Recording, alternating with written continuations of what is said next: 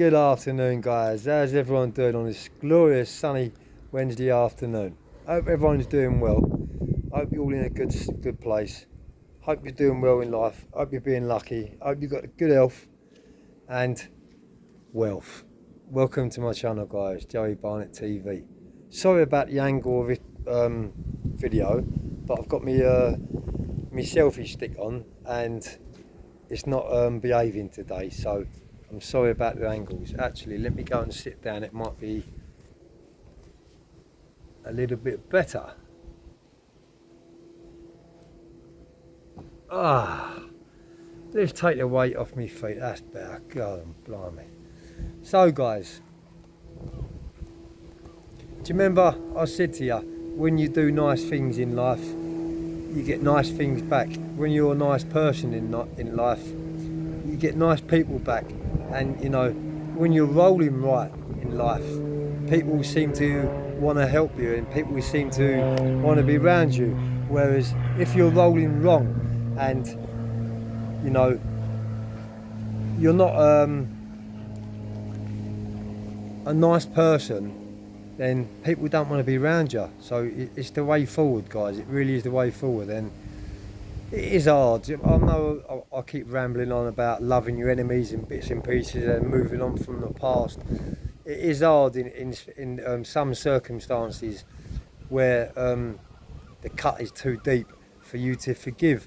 But you know, you only get one shot at this life, and you're a long time dead. You know, and really, by laying your cards on the table, by sorting your differences out, it actually would make you a better person. You're not carrying around all that hatred and all that poison in your head. You're not letting that person live in your head rent free. So yeah, it is best to sort it out, you know. And if you really can't make the ends meet, then you know, well and good, call it a day. But you should try. You really should try.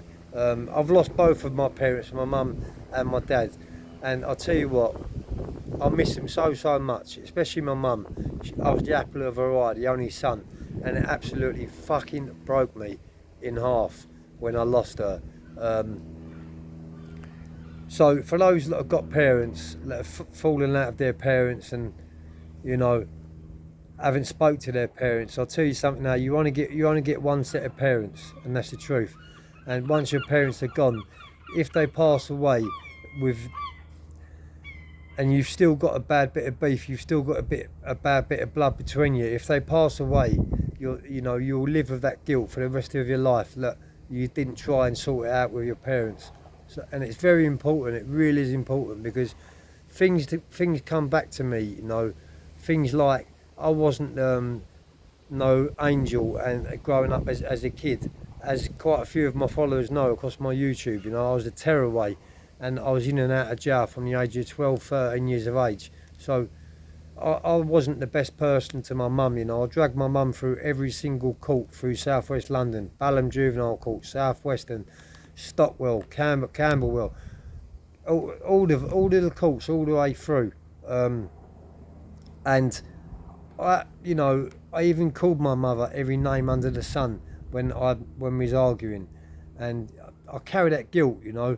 Although I've made my mum proud now and she'll be looking down at me very proud of the person that I am today, I've still got that in my head that, you know, I wished I'd have been a better son to my mum. And you know, although I've made her proud now, you know, and I did make her proud before she passed away, so I did sort my life out just before she passed away. But then when she did pass away, it broke me in half, and things took a very backward step, a very slippery slope, and it was just a matter of time before I either got shot by armed police or I killed myself on drugs, because I didn't care if I lived or I didn't care if I died. I had that dangerous mindset, and I always had that in my head, that there's no point of going out robbing the news agents or like a bookies or a greengrocers when you can go to a bank and a post office. A very dangerous mindset, but it was the right mindset to have, because that's the places where they had the money. If you're going to do that, you know, I'm not promoting it, but there's no point of... What I see on TV nowadays is absolutely ridiculous. People going into news agencies with like stockings over their head and carrying barbarian guns and getting arrested for armed robbery, getting 3 and 4 years. I mean, can you imagine going to jail for robbing the news agents? You know, what are you going to get out of it? Packet of sweets and a packet of fags. So yeah, I've always had that, and I'll tell you a little bit. I'm going to go a little bit deep. I'll tell you where it stemmed from. One of my followers on here, well, I'm not going to mention, but I did mention it back a few videos ago, knows my family, knows my cousins very well, and that is where it stemmed from. That is when I started to realise that I've got the bollocks, I've got the balls, and I've got what it takes to step up and go and commit these armed robberies and security vans. And you know, because I was good on bikes, I was good in a car, I was game as fuck, you know, nothing scared me, I didn't have no fear. So yeah, that's where it stemmed from, guys. And that was probably the first time that I committed the first robbery. Would have been at the age of 16, 17, and that would have been on a van, a security van. And yeah, it's funny because one of my followers knows my cousins. I'm not going to mention their names, but yeah, really does bring back memories. Anyway, guys, listen to this one. Here's another coincidence for you. So, many moons ago, many years ago, actually 2013. The reason why I've got these glasses on, going off the subject, guys, because it's pretty nice out today, and I've got the sun directly facing me, so I won't be able to look in the screen without squinting. Otherwise, I wouldn't wear glasses. You know that, guys. But yeah, going back on the subject, many moons ago, 2013, an opportunity come up for me and my partner Sam to go on JK, which is Jeremy Kyle. Now, the reason why I wanted, or I took the opportunity to go on there, was for help, because his acquaintances, his gophers, I'll call them, on the phone to me, was telling me that, you know, by going onto his show, going onto his program, telling my story to the world, that I'd get the funding to have a tattoo removed off of my face. That is the reason why me and my partner went on there, just for that reason, to have the tattoo removed. Going on there, he didn't talk anything to me about the tattoo removal of my face. He got straight into it and asked me about the robberies, what I'd done, and started asking Sam, like, what's she doing with me and things like that. He didn't really press my buttons in any way, because I would have jumped up off the stage and chinned him. And if any of you want to go back onto that video and watch it, have a look at it, and you'll see what I mean, guys. He knew not to press my buttons.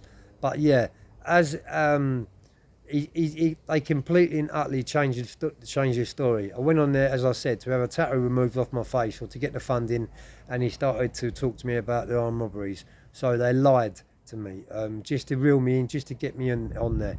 The minute I clocked what he was doing on stage, if you go back on the video, you'll see it. The minute I clocked what he was doing on stage, I quickly nipped it in the bud, shut him up, and they got me off of the stage and Sam within the space of 5 minutes. Within a few minutes, there was a cab waiting. Well, there wasn't even a cab. No, within a few minutes, they actually walked us out of the building and told us that there was a cab station opposite, and we had to make our own way back to London. Now, we got picked up by a cab, and it wasn't a chauffeur, it was a cab, and they come from Manchester. The studio was in Manchester, and it was lovely to look at the hotel. So they put us up in a hotel the night before, and that morning when we woke up at that hotel, we'd be going straight on there that morning. So yeah, one day they paid for a hotel and a bit of grub and things like that, but they had us on stage, as I said, for 5 minutes, and quickly got us off of the stage. So as I say, he completely changed his story. But as in a person, Jeremy Kyle is one horrible bottom feeder of a man, what thrives off getting other people's stories for his own content, and making people look stupid on the stage, knowing that they can't react and do much because he's got his security around him, and he's got probably a panic button straight to the police. So he was pressing everyone's buttons. Hello, fly. There's a flying ant on my phone. 1 minute. But yeah, with me it was a little bit different. I forget even what he called the title. You've spent most of your life in jail. Would you risk it going back and losing your missus, or something like that? It was something like that. But yeah, if you flick back on through his videos, you'll probably find it. Actually, I've got it in my files somewhere. But yeah, Jeremy Kyle, what a horrible man, what a narcissist of a man. And you know, I'm so glad that he got kicked off and they shut that program down, because you know, people actually took their own life down to him. Because like I said, what he would do to people what, you know, ain't like me, game, pretty vulnerable people, you know, he'd put it on them on the stage and literally make them half fold and collapse and, you know, tremble at the knees until they started singing like canaries. And then when they left the there was no support at all, because they say they said that we have aftercare and they'll support you and they'll look after you. Well, as soon as me and my missus come off stage, there was no aftercare, there was no after team. It was straight out the front, got pointed to a cab station and back. We didn't get paid for going on there at all, and they completely tricked me for going on there. As I said, I went on there for a removal of my tattoo only, and they started to ask me questions about the robberies and things like that. So I don't know where they got that information from, but they did have information that I was a criminal, an armed robber, and I spent like 12 years in prison down to X amount of armed robberies. Not too sure where they got that information from, guys, but I hope everyone's having a great day. I'm going to shoot off here because the sun is absolutely burning me, and I'm going to go in and have a nice cuppa. So thanks to all my new subscribers that's just landed on my channel. I do like to upload different content on a day-to-day basis, and I've got all different content. It's all my own content. Everything is for my art, you know, and it's all true. It's all true experiences. I don't make things up. I don't fabricate things, and I don't like liars. That's one thing what I don't like, liars.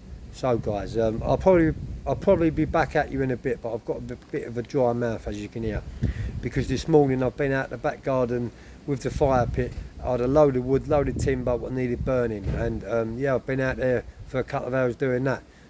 Come in, had a shower, and I haven't had a cup of tea yet. So I'll be back at you. I'll be back at you shortly, guys. Have a good day, everyone. Hope you're enjoying the sun.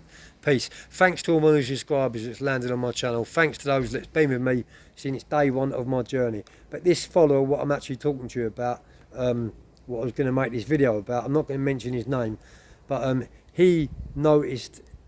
I didn't mention this. He noticed. He watched the video on Jeremy Kyle. And that was 2013. So he's known me for many years. He's watched my journey, and I didn't have a clue, and now all of a sudden he's become one of my followers since 2013. So I believe that's over 10 years he's known me. I hope you enjoy my content, guys. I'll be back at you soon. Peace, love, harmony.